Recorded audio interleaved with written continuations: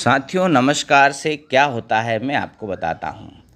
एक biological fact यह मैंने किसी किताब में पढ़ा था, न कि किसी के द्वारा कहते हुए सुना है, किंतु मैं यह जानता हूँ कि मैंने अनुभव किया है कि एक्चुअल में होता क्या है।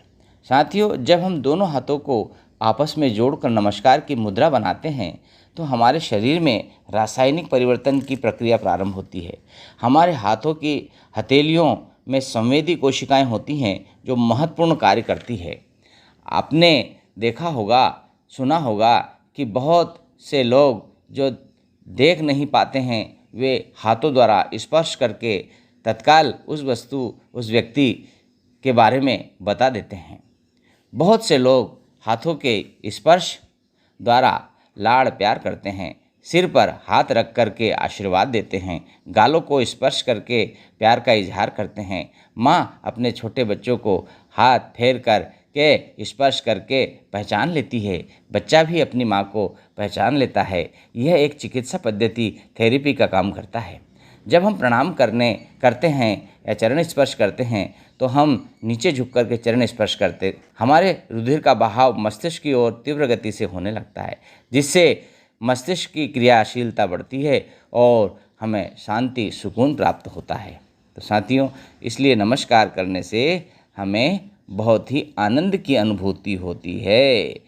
नमस्कार कैसे करें? दोनों हाथों को जोड़कर करना, एक हाथ से उठाकर नमस्कार करना, सैल्यूट करना, चरण स्पर्श कर प्रणाम करना, हाथों को घुमाकर करना, अभिवादन करना, सिर पर हाथ रख कर के आशीर्वाद देना। अनेक तरीके हो सकते हैं नमस्कार करने के। तो दोनों हाथों को जोड़कर जो नमस्कार करते हैं वह श्रेष्ठ नमस्कार का तरीका है।